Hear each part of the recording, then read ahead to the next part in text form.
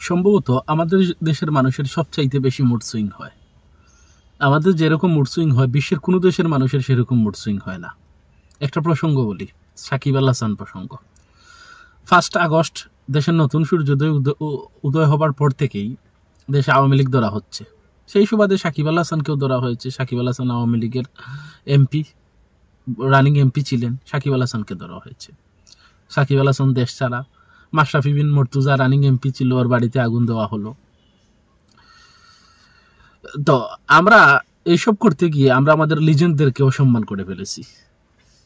আমাদের সমস্যা হয়েছে গাছের ডালে। আমরা গাছের গুড়া কাটলে হবে না, আমরা গাছের ডালটা কেটে ফেলতে হবে। আমাদের এই দেশ ছোট একটা দেশ, এখানে লিজেন্ড খুব কম জন্মায়, গুণীরা খুব কম জন্মায়, কারণ এই দেশে গুণীদের কদর নেই, লিজেন্ডদের সম্মান নেই, তাই এই দেশে লিজেন্ডদের জন্মও হয় না। গুটি কয়েকজন লিজেন্ড এই দেশে জন্মেছে। সাকিব আল হাসান তাদের মধ্যে একজন। আপনি সাকিব আল হাসানকে তার রাজনৈতিক দিক বিবেচনা না করে তার ক্রিকেটীয় দৈরত্বটা আপনি দেখার উচিত ছিল। সাকিব আল হাসান দেশ ছাড়া, আপনার কি হলো? আপনার ক্রিকেট দল হয়ে গেল এই যে পিলারবিহীন ভবন।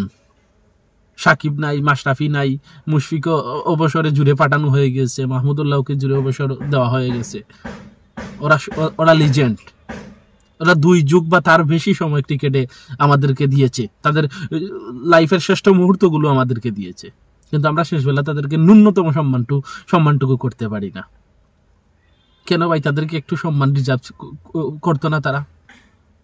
আসেন সাকিব আল হাসান প্রসঙ্গে। একদম পিলার ছাড়া যেরকম ভবন সেরকম হয়ে গেল সাকিব আল হাসান ছাড়া। প্রথম সবাই আমরা সবাই ফেসবুকে সাকিব আল হাসান স্বৈরাচারের দূষর, ফেসিস্ট হাসিনার দূষর।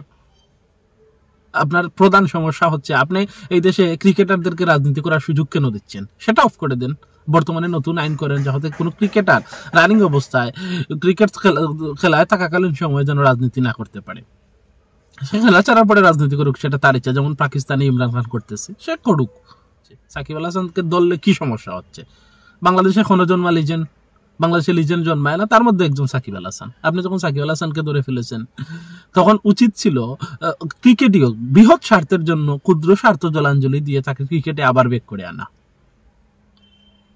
অথচ আপনি সেটা করেন নাই। ওই যে আমি বললাম মুড সুইং, আমাদের মুড সুইংই আমাদের প্রধান সমস্যা।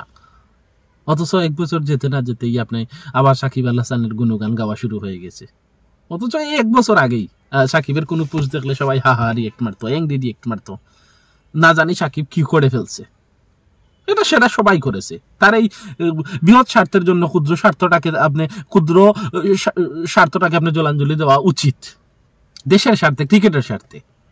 এখন আবার 1 বছর পর যেতে না যেতেই সবাই আবার সাকিব আল হাসান প্রসঙ্গ। বাংলাদেশের বড় স্টার সাকিব আল হাসান। অথচ 6 মাস আগেই হামজা বড় না সাকিব বড়, এরকম একটা কন্ট্রোভার্সি শুরু হয়েছে। এসব কন্ট্রোভার্সির বিষয়। হামজাও লিজেন্ড, সাকিবও লিজেন্ড।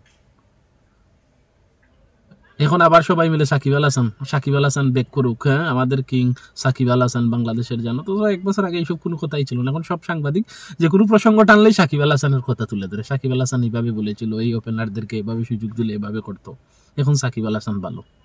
এই মুড সুইংটা আমাদের, যতদিন পর্যন্ত আমরা এই মুড সুইং আমাদের মধ্যে থাকবে, এই দেশের কখনো ভালো কিছু হবে না। ভালো থাকবেন। আসসালামু আলাইকুম।